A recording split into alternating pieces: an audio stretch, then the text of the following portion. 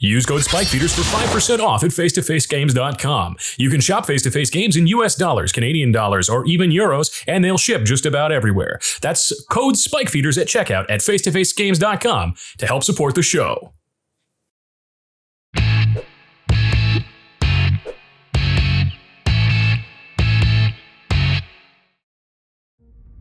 What's up, Spikes? We are back with a gameplay summary, and this one is special, let me tell you. Today, we're joined in studio by Lua Stardust and Tori of the Vast. They came to visit the Spike Feeders World headquarters for one weekend in December, and we got a ton of gameplay filmed. You're going to be seeing a lot of it over the next month or so. If you don't know who Lua and Tori are, go follow them on Twitter, here are their handles, but you can also check out their new gameplay series called Scry Babies. If you're watching this on January 12th, you'll be able to see their very first episode ever, which we filmed here in the Spike Feeders HQ on January 13th. That's this Friday. We'll have a link to their channel in the show notes. Anyway, without further ado, we've got a guest narrator for this game, so take it away, Lua. All right.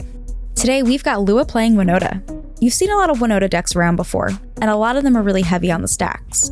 Lua plays it a little heavy on the aggro side, so look out for some bigger beaters coming out of the library. Alex is playing Pako and Haldan. Speaking of aggro, this deck is awesome. It's a Voltron deck that looks to rip pieces off of the top of other players' libraries, and then use them as additional cards drawn essentially.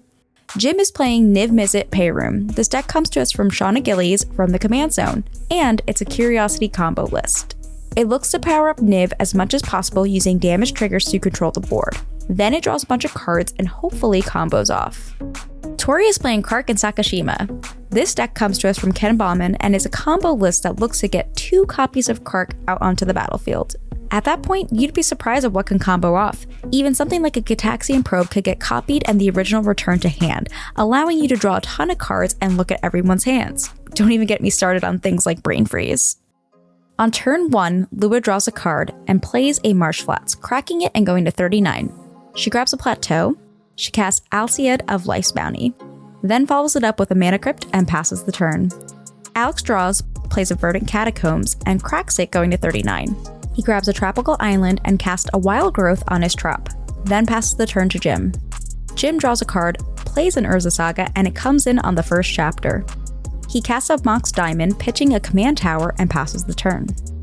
Tori draws a card, playing a Training Center untapped, casts a Mystic Remora, and finishes off her turn, passing it back to Lua. At the top of turn 2, Lua untapped and flips her Mana Crypt. Taking 3, going to 36, she plays a Plains Return, then casts Winota. She moves to combat, then swings Alciad of Life's Bounty at Tori. This triggers Winota. Lua puts Rick, Steadfast Leader, into play, and as it enters, she chooses First Strike and Lifelink. Rick is attacking Alex, and there's no blocks. Alex takes 3, going to 36, and Tori takes 1, going to 39. Both creatures have lifelink, so Lua gains 4 and goes back to 40 life. She passes the turn. Alex untaps, draws a card, and plays a Bloodstained Mire. He cracks it, going to 35, grabbing a Volcanic Island. He casts a Mana Vault with a green floating. This triggers Mystic Remora, and Alex doesn't pay, so Tori draws. With the green floating, Alex casts Pako. Then he moves to combat, attacking Lua with Pako, triggering Pako, and this exiles Arbor Elf, Gamble, Sarah Ascendant, and Spell Snare off the top of everybody's library. Pako gets 2 +1/+1 counters for a total of 5 damage coming at Lua. She doesn't block, going to 35, then Alex passes. Jim draws a card and ticks up his Urza Saga to 2. He plays an Arid Mesa as land for turn, cracking it and going to 39. He searches up a Volcanic Island and puts it into play.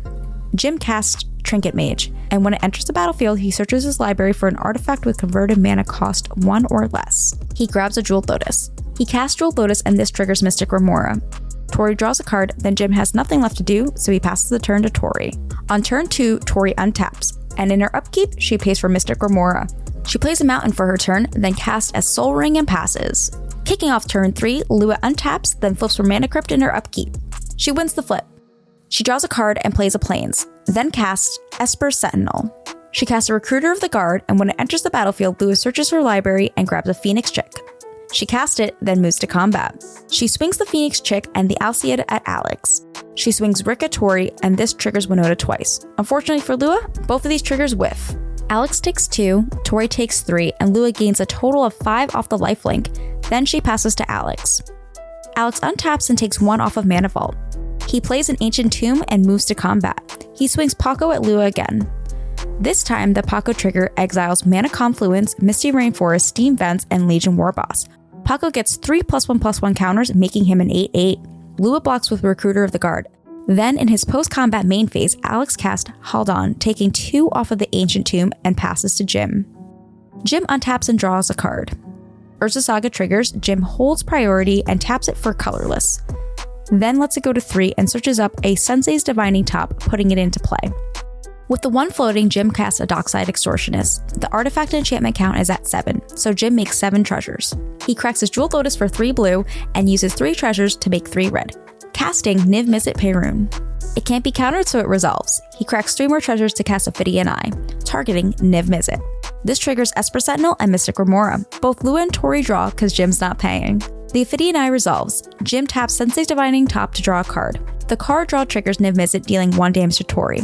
The damage triggers Ophidian Eye, causing Jim to draw a card. This creates a loop where Jim could draw his entire deck, dealing 1 damage per card drawn as he goes. Eventually, Jim gets to the end of his library, so he stops the loop by pointing the Niv-Mizzet damage at a creature. With his deck in hand, Jim is guaranteed to have drawn Time Twister and Snap, which are key to win. By casting Snap and bouncing Dockside back to hand, then recasting it, Jim can make 7 more treasures. This allows Jim to cast Time Twister to shuffle his hand and graveyard back into his library and draw 7 cards, restarting the combo with a full library, and allowing him to deal the rest of the damage needed to win the game. And that is that. What a fine welcome for our wonderful guests. Now, I'm going to be real with you.